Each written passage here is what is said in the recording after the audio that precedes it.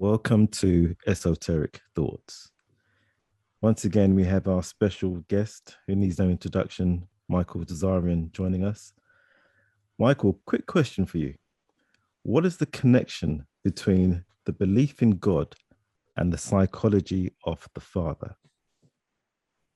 Thanks, and it's nice to be on again to have conversations. I know they go off in all directions, but it's so important. And this one is key too, because you're dealing with human psychology.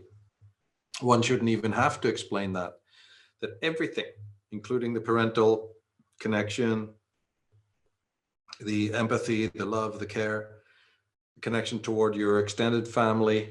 You have some cousins you like, others you don't like as much.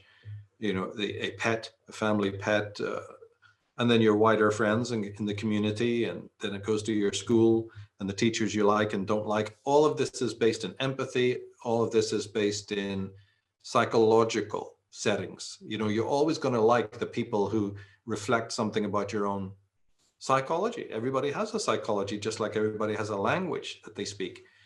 So many of these things, and even the things that we're talking about now connected to religion, are enormously based in psychology. So there should be no difficulty, connecting the two. But it's how you connect those two. And when you're talking about a father figure, you have many schools of many schools of psychology that have an answer to that, or they have a particular insight on that. Famous Freud, is the one who comes up with these terms like father figure and father imago, and not including a mother as well, because really you are talking about parents. If you have a family in which there's two parents, then you'll have all the psychology that relates to that duad. But you'd still have it even if there was only one parent. Say one parent left or died and you're dealing with the other parent. Yeah, but most people embody prohibitive and permissive. It used to be in Freud's time that he just thought that the father was the prohibitive one and the mother was the more softer, permissive. But of course, that went out very quickly after the Victorian era, where those two things were basically confused. You can have very permissive fathers and very prohibitive mothers, So that was a change. But the idea is that in the raising of a child, just the looking up to those parents, if we take it in very, very basic Freudian aspects, you are, and this was picked up by one of Freud's colleagues, what I'm going to say now, Alfred Adler, who was a very great, well-known psychologist who taught all over the world. He picked up on this part, but it was Freud that created it, in the sense that just because you're small as a child, you're looking up to these superior beings in that raw way. And almost everything that happens of a day is really emphasizing your littleness and your incapacity. And as Adler would have said it, inferiority. And we're talking about this term psychologically. But yeah, even the general meaning of the term works when we say something's inferior. The parent is, and imagine for a moment that you have even a very evil parent or a malignant parent who is getting a kick out of the fact that, you're smaller, weaker, and inferior. You can't open the garage door. You have a physical inferiority, that you're short. And a parent may berate you, even your sexuality, no woman will be interested in you. Look at you, scrawny little, thing. So these are evil parents, right? But even a good parent inadvertently may compare and contrast you with another cousin, a brother, a family member. They're much more intelligent than you. She's got this many O levels and A levels and this many, general eds or whatever it is, and you don't. And so inadvertently, any kind of incapacity, and children are awkward. They are, incapacity is the name of the game. Even we call it teenage awkwardness, hormonally. So all a child knows up until its puberty, hopefully not any further, but up until puberty, a child is steeped in reminders of its inferiority, while at the same time, even biologically, it is geared to look up, right? So even just the mere fact of your littleness when you're young and the bigness of everybody else is the first biological inferiority complex Right? Subjective, of course, right? But a lot of it is objective, as I just said. You are actually small, incompetent. You don't speak well. And my goodness, imagine that by the time you've reached school, you maybe, for instance, develop a stutter, that you develop asthma, or that you've got dandruff, or whatever it is that the kids are making fun of you, right? Or you are short. And you are sort of awkward and incompetent. You can't, play cricket properly. You can't throw the ball like everybody else. So look at that movie, Carrie, masterpiece on that subject. And there's many other.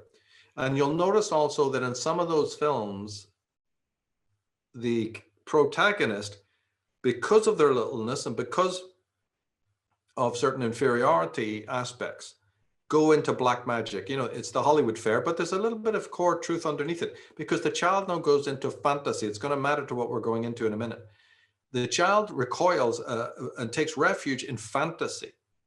Well, what do you think idol worship is? Why do kids have posters of such and such on the wall?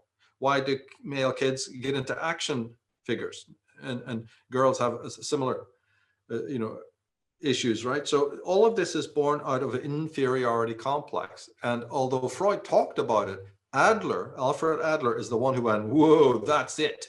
And he formed a whole school of psychology called individual psychology based in this.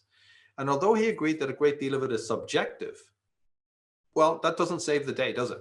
Just because it's subjective feelings of inferiority. Look, they're feelings of inferiority. Let's start there.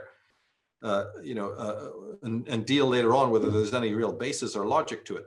Growing up in the average family, look, this is the case. Hey, why are you not passing your grades? Didn't everybody else in your class pass? Why are you the failure? Hey, you went for a driving lesson and failed 3 times? Or, whatever it may be, we have to really sort of start to think about this, because of course we have parents, don't we, who are treating their own children in this way, in this demeaning way, maybe some without even the meaning to it. But it's there because you're constantly comparing and contrasting yourself with other people. So this can be very, very, very desperate with other people. In fact, it's one of the reasons why you have childhood issues like asthma, anorexia, bulimia. For instance, imagine that it was just a simple matter of having bad eyesight when you're young. You will, if nobody tells you it, you'll feel inferior to others because, no, I got to take my glasses off when we go to the pool. I got to take my glasses off when we're playing soccer. I feel really inferior. And then Adler would have admitted, and Freud too, that look, what happens if you really do have a physical impediment, like you're lame or muscular in some way, less muscular than all the jocks around you, right? So we have inured ourselves so we don't really notice this, but it really matters. In fact, if you think about it, a family and a school is basically a meritocracy system of hierarchy by which you are demanded to be perfect. So Adler and these psychologists discovered there's a sociological aspect of this. We'll get to the religious in a minute, where the religious comes in here, because it does. But just taking it in stages, this inferiority can affect some people hardly at all. They go, oh, well, they're more thick-skinned. But a vast majority of people cannot accept it. And even less can they accept it when the merit, as I said, is in being aggressive and in being highly competitive. Psychologists say that they're getting visits from fathers who, before their kid is even 5 months old, the fathers are asking, well, I want my son to get into Harvard. What can I do? Is there any pills that I can give him or something? Any workout programs? So a child is not only steeped into a world, as soon as it's born, of inferiority, biological and psychological, none of it being remedied by any so-called modern society, but it's also born into a Faustian society where its entire merit is based on how many of those O levels and A levels are you getting? Meaning, how aggressive are you? So there's already a conflict then. So as we said, one compensation will be that you go into idol worship, heroic figures, because they're partly showing you the way. If you pick a heroic figure, well, then you hope that you'll learn something about how to be grand and heroic. And you might also be able to identify with them, obviously, and feel bigger than you are. So where there's inferiority complex, there's also superiority complex. This is where we need to go. So we're spending time on this, because wherever there's inferiority, there's the compensation. That's psychological. Psychological compensation. Inferior personality types recasting themselves over time as superior types. And society then often offers you means of doing this. So it's society plays a very ambivalent role. Society tells you you're inferior, but also provides then these superior iconic figures, starting with parents, but then, the ones we're more famous with, to say, identify with these and get over that inferiority complex. So the clever psychologists say, well, you're not really dealing with it, but you're following a preordained methodology by which you get over that which you subjectively think is a problem. And by the way, it may not even be a problem, but let's leave that till later. It is a problem because you think it is. It's all about what thinking is doing. But wait a minute, I'm inferior in this way or that way, so I'm not going to identify with those people who are superior. And I do it very easily because I've already got the inbuilt ability to compensate, by way of the unconscious mind. One definition of all of the unconscious mind is it compensates for whatever is, a position, a factor in the conscious life.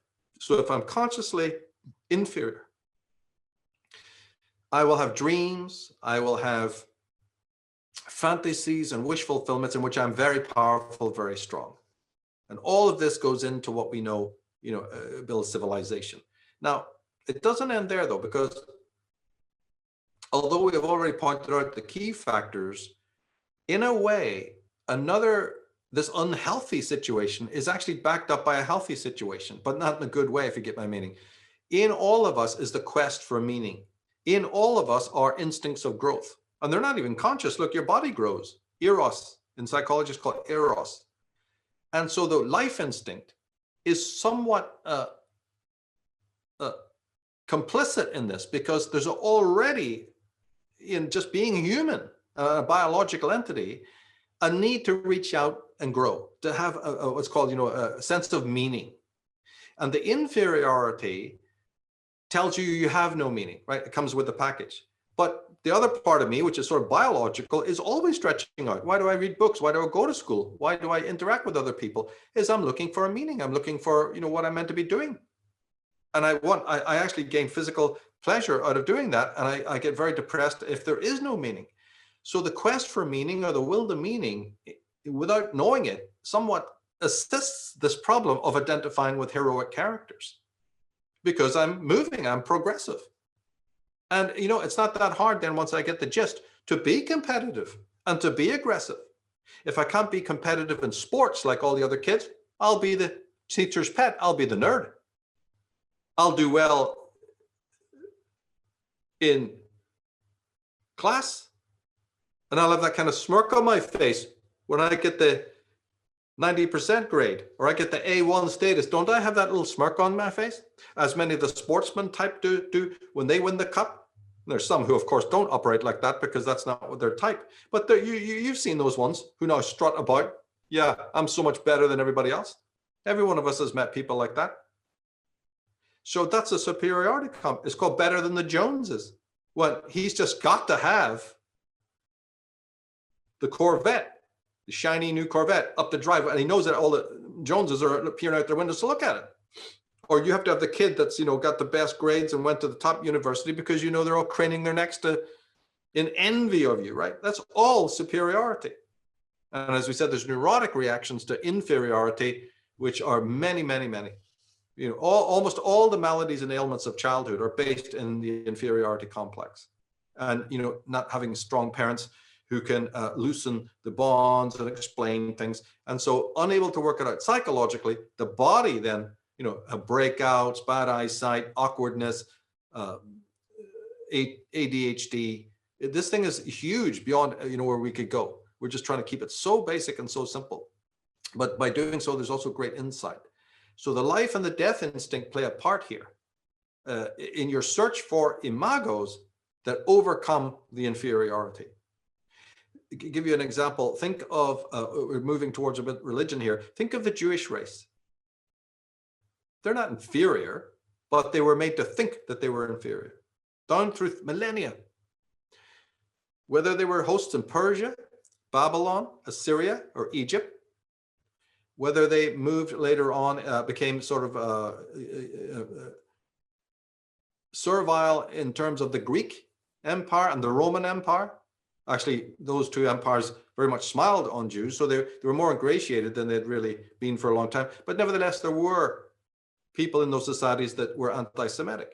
So through the whole history of Judaism, and remember Christianity, which we're going to be talking about in a minute, is based largely on Judaism.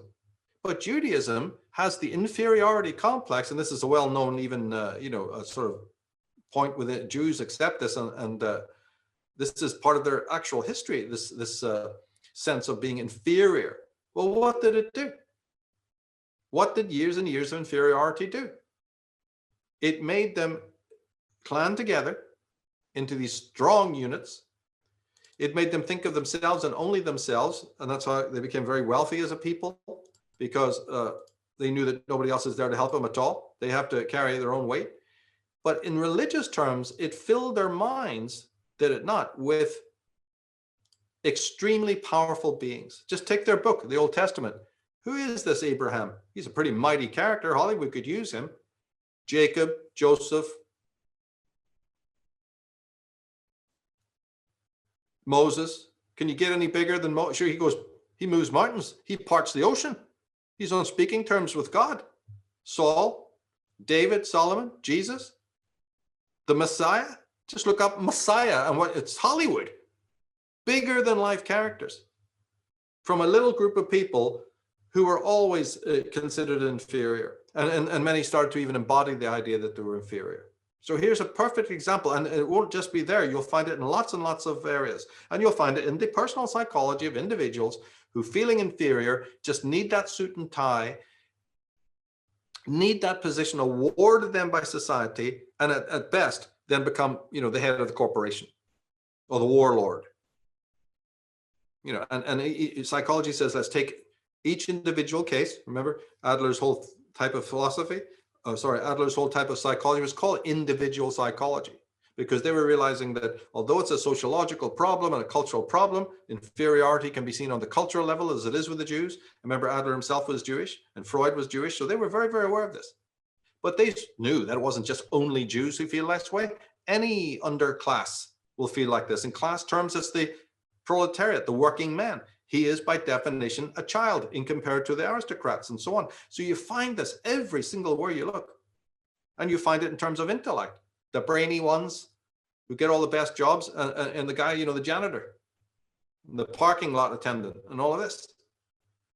And we find it in quizzes, right? And where towns and cities are doing quizzes, and individuals, boroughs, everybody's trying to be better than the other person. So he just saw the whole world built out of this idea of the inferior personality type, recasting himself with society's sort of complicity into superior types.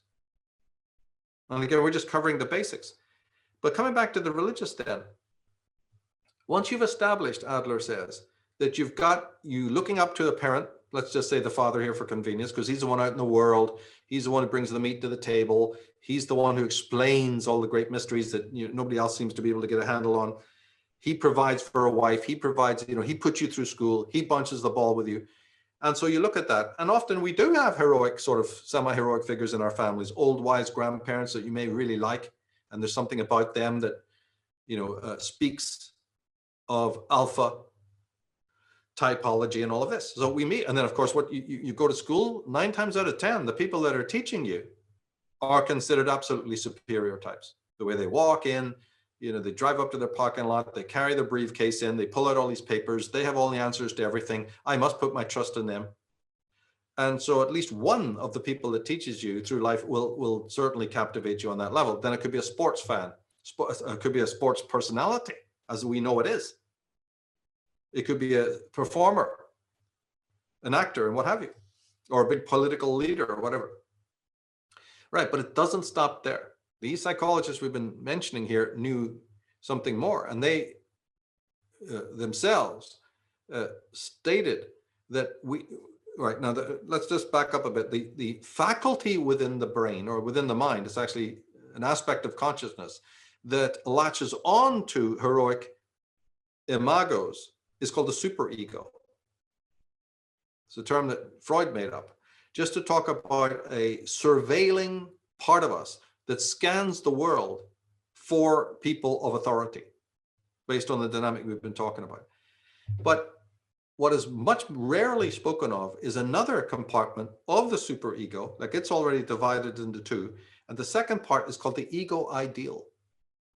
And the word ideal here is what we're looking for. Ego ideal, meaning that everything that you are as an ego, as a person, is based on the scanning of the world for imagos that you want to be like. And at the same time, don't want to be like. It's bivalent. But the focus is on hero worship. There's actually a component of the unconscious. A lot of this is done unconsciously, but some of it is done consciously, in which you literally admire a musician, an actor, and again, people that you've heard about, and you admire them. And sometimes, if the person isn't completely admirable, well, one part of what they do is admirable. The boxer, right? The wrestler, the car racing guy, right? Or whatever, the skier or the skater or whatever it may be, the snooker player, right? So you take an aspect from that person and you take an aspect from this person and you put them together in this pastiche that is, becomes the imago. And then the only thing next to mention is that you just try to live up to it.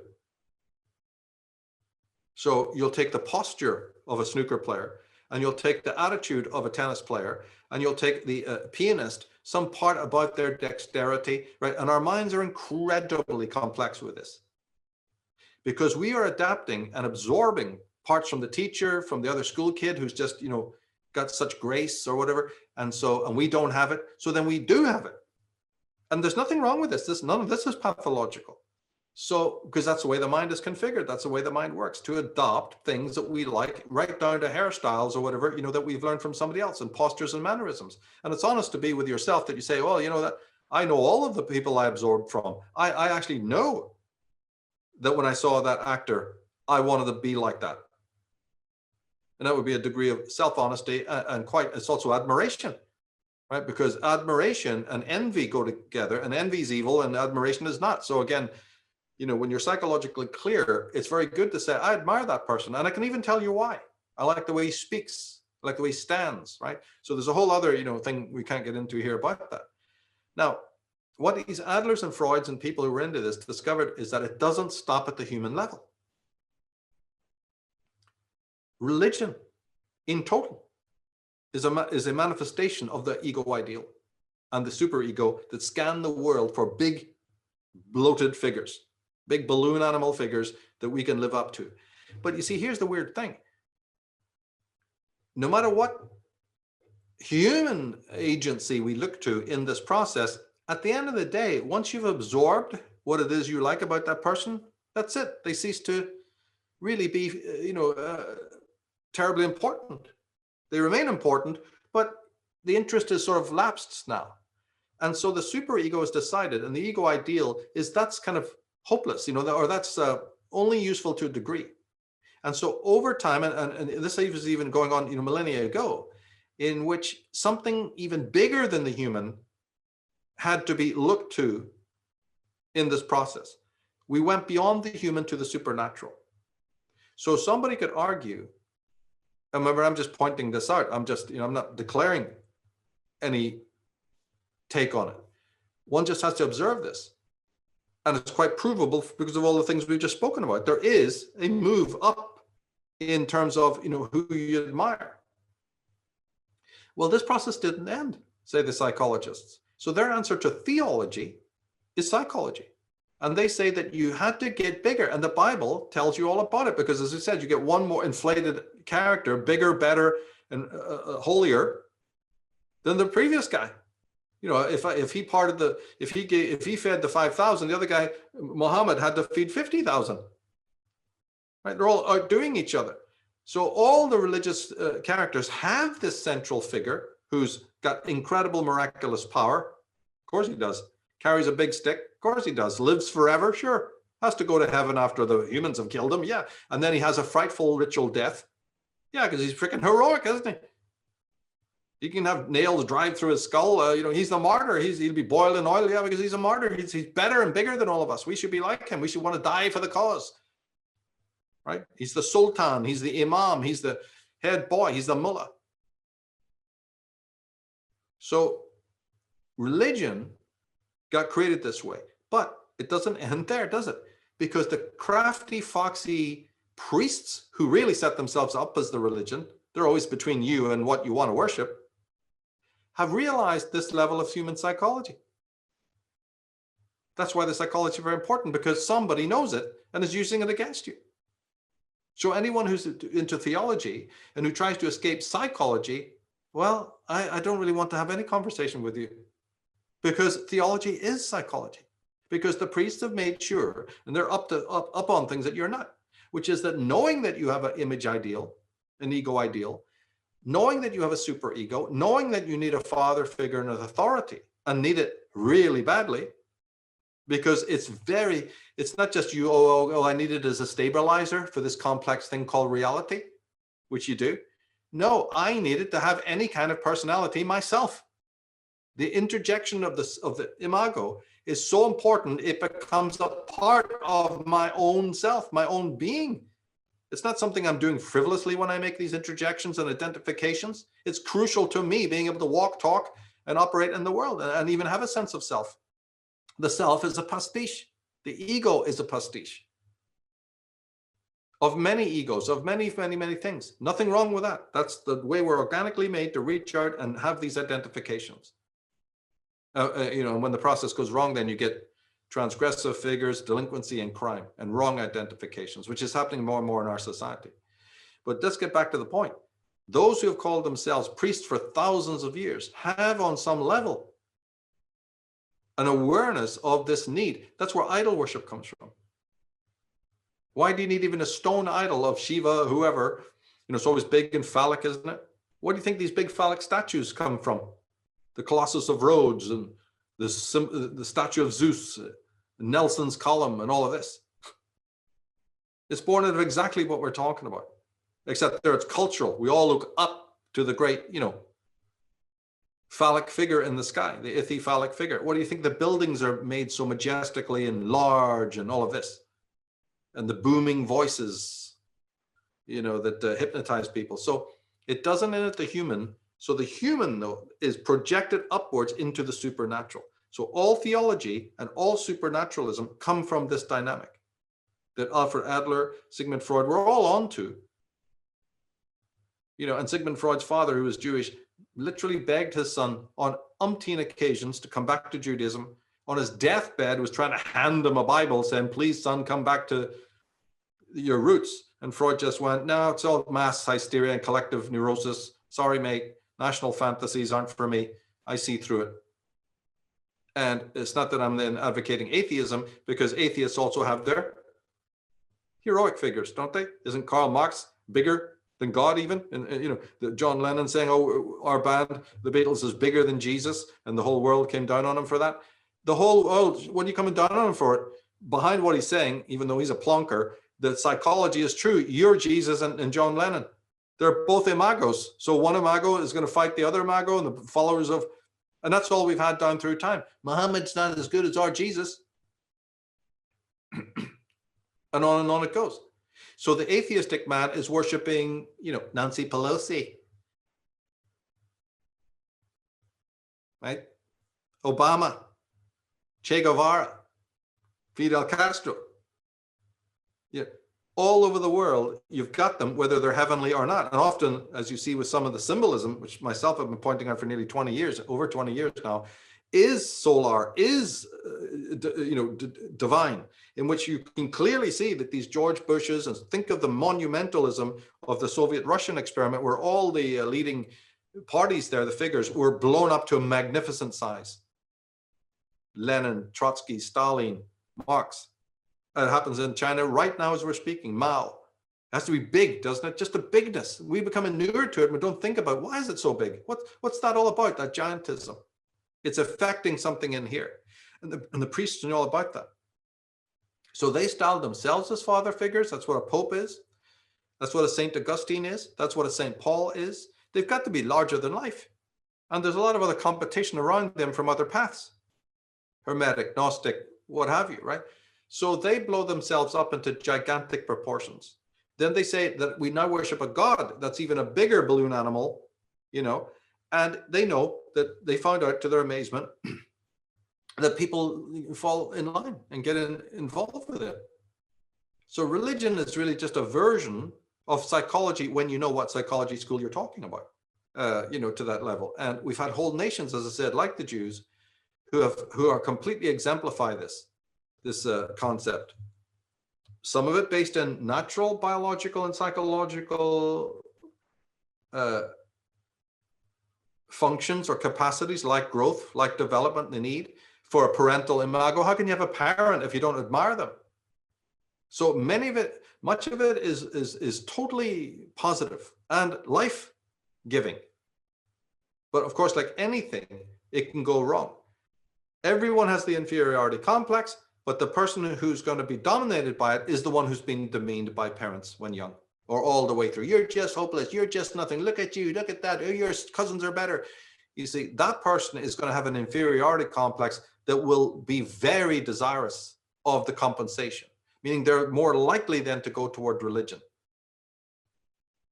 Because in that fantasy world, you've got to be bigger than life. And this accounts for why people even like fantasy literature. That's why they will read heroic stories of Robin Hood and Sherlock Holmes and Darth Vader and Luke Skywalker. Our whole fantasy industry, not knocking it, I'm just explaining it, comes from the idea that who are the big heroic figures? Saint Sir Galahad, Sir Lancelot for women, and all these other imago inflations that you can admire. All come to bear in this whole story, right? But then, as I said at the beginning, when you're looking at all of this inflation, and you can see how it works on both the physical and the psychological, the paradox is, remember we said that the inferiority complex is largely something subjective, even though it's objective in the sense that people may be demeaning you and comparing you and contrasting you. Yeah, but the real irony of this is, ultimately, inferiority is a matter of subjective assessment, meaning you may not be inferior or not inferior enough to worry and to matter. It's how you think of yourself. So all of religion, the God we believe in, and all the things we've been trying to talk about here, is a matter of your belief in your inferiority, not necessarily your actual inferiority. Now, I don't know what Shakespeare or anybody else would make of that. Everything is that thinking makes it so, or nothing is except that thinking makes it so.